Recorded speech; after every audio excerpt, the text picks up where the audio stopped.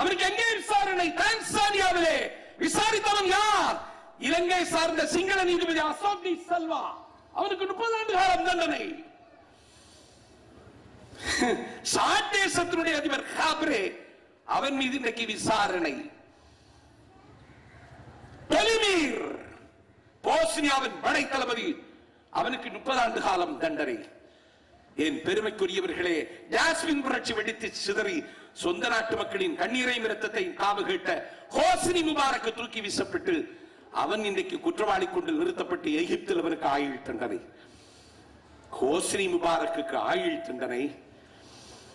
Mister டொலிமீர், போஸ்னியாவின் படை தளபதிக்கு 30 ஆண்டு காலம் தண்டனை.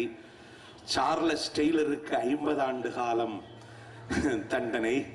மிசிம்பிக்கு 30 ஆண்டு காலம் தண்டனை. ராஜபக்சேவுக்கு எப்போது தண்டனை? எங்கள் அம்மா பிரதமராக அப்போது தண்டனை. அதனால எங்களை விட பொறுப்பு உங்களுக்கு தான் அதிகம், வழக்கறிஞர்களுக்கு தான். இதை செய்வதற்கு தான் இந்த குருஷேத்திரம். அம்மாவால முடியாது. அப்படி ஒரு தரகண்மை உள்ள தலைவர் தமிழ்நாட்டுக்கு கிடைத்திருக்கிறார். அவருக்கு இன்றைக்கு பிறந்த நாள். நான் அதிகம் பேசுவதற்கு நலத்திட்ட உதவிகள் வழங்க வேண்டியது இருக்கிறது. ஒன்றை சொல்லுகிறேன். அனைத்து இந்திய அண்ணா திராவிட முன்னேற்ற கழகத்தில் என்னை நான் ஒப்படைத்துக் கொண்டதற்கு பிறகு இந்த இயக்கத்தினுடைய பிரச்சாரத்தை அடுத்த கட்டத்துக்கு கொண்டு செல்வதற்கு நான் முடிந்த அளவிற்கு பணியாற்றுகிறேன். அனைத்து இந்திய அண்ணா திராவிட முன்னேற்ற கழகத்தினுடைய நிர்வாகிகளுடைய இசைந்து இணைந்தும் நான் பாடுபடுகிறேன். அனைத்து இந்திய அண்ணா திமுகவின் தொண்டர்கள் என் மேல் விழுந்த மழைத்துளியை இத்தனை நாளாய் நீ எங்கிருந்தாய் என்று என்னை கொண்டாடுகிற பரவசத்திலும் நான் மகிழ்ச்சியுடன் இருக்கிறேன். ஒரு இருட்டில் இருந்து வெளிச்சத்துக்கு வந்திருக்கிறேன். பாழாகி போக இருந்த என்னை நானே தேடிக்கொண்டிருந்த பொழுது அம்மா என்னை கண்ணெடுத்து என்னை காப்பாற்றி இருக்கின்றார். இந்த இயக்கம் அதன் இலக்கை எட்டுவதற்கு ஆவி கொடுப்பதற்கும் தயார் என்கிற மனநிலையில் நான் இந்த இயக்கத்தில் கடமையாற்றிக் கொண்டிருக்கிற இந்த பொன்வேளையில் உங்கள் முன்னால் ஒன்றை சொல்லிவிடுகிறேன். நான் இதுவரைக்கும் கோட்டை பக்கம் போகல, எந்த அமைச்சர்கள்ட்ட சிபாரிசுக்கு போகல. சிபாரிசுக்கு என்கிட்ட வர்றாங்க, விவரம் தெரியாதான் வர்றான், என்னை நம்பி வர்றான். அவங்களுக்கு தெரியுமில்ல, இவங்களுக்கு தெரியுமில்ல, அவங்களுக்கு தெரியும். நான் யார்கிட்டையும் ஒண்ணுக்கும் போகல. இன்னைக்கு காலையில் ஒருத்தன் வந்துட்டான், திருத்தணியில என் தம்பி இன்ஸ்பெக்டரா இருக்கான், திருநெல்வேலிக்கு டிரான்ஸ்பர் ஒண்ணுங்கிறான். டேய், என்ன டிரான்ஸ்பர் பண்ணப்படாதுன்னு நான் எச்சரிக்கையா இருக்கேன், நீ இங்க வந்து உயிர் எடுக்கிறேன்னு அனுப்பி வச்சுட்டேன்.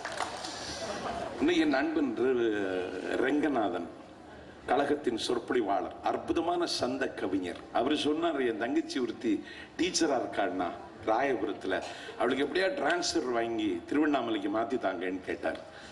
நான் சொன்னேன், இதெல்லாம் என்னால முடியாது, எனக்கு நேரம் இல்லை, இதெல்லாம் ஃபாலோ பண்ணணும், வேற இதெல்லாம் எனக்கு என் இயல்புக்கே ஒத்து வராது. இப்போ ராஜலட்சுமிகிட்ட போய் கேளுங்க, டிரான்ஸ்பர் மனு தான் அதிகம் வரும். மனோஜ் பாண்டியன் கேளுங்க, எம்பி தானே, டிரான்ஸ்பர் மனு தான் அதிகம் வரும். டிரான்ஸ்பர் டிரான்ஸ்பர் டிரான்ஸ்பர் டிரான்ஸ்பர் அதான் கேட்குறாங்க. லாய்ட்ஸ் சாலையில் வழக்கறிஞர்கள் பிரிவு நடத்துகிற தேவேந்திரன் தலைமையில் நடக்கிற இந்த மகத்தான கூட்டத்திலும் அனைத்து இந்திய அதிமுகவின் தொண்டன் ஒரு டிரான்ஸ்பர் கேட்கத்தான் வந்திருக்கிறேன். உடைந்து சிதறிய நெஞ்சத்தோடு கேட்கிறேன், ஒரு குலைந்த உள்ளத்தோடு கேட்கிறேன், கணக்கற்ற கவலையோடு கேட்கிறேன், உங்கள் காலில் மாலையாக விழுந்து கெஞ்சி கேட்கிறேன், மடிப்பிச்சை கேட்கிறேன், மன்றாடி கேட்கிறேன். ஒரு பிச்சைக்காரன் யாசகம் கேட்டதை போல லாய்ட் சாலையில் யாசகம் கேட்கிறேன்.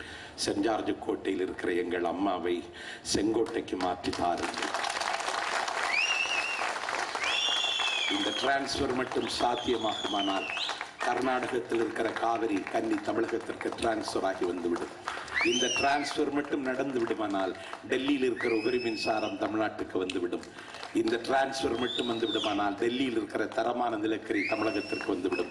இந்த டிரான்ஸ்பர் மட்டும் நடந்து விடுமானால் கோட்டு புலிக்குளம் வாழ குகை உண்டு, குருவிக்கு கூடு மரத்தில் உண்டு, காட்டு வயற்புற நண்டுக்கு பொந்துண்டு, கண்டிலைக்கு ஒரு குடி உண்டு, கோட்டையமிற்கு கொடியோடு வாழ்ந்த தமிழர்களுக்கு ஒரு நாடு உண்டு, தமிழ் ஈழம் என்ற அதற்கு ஒரு பெயர் உண்டு, அதை வாங்கி தந்த பெருமையெல்லாம் எங்கள் அம்மாவிற்கு மட்டுமே உண்டு என்கின்ற வரலாற்று அதிசயமும் நடக்கும் என்கிற காரணத்தால் இந்த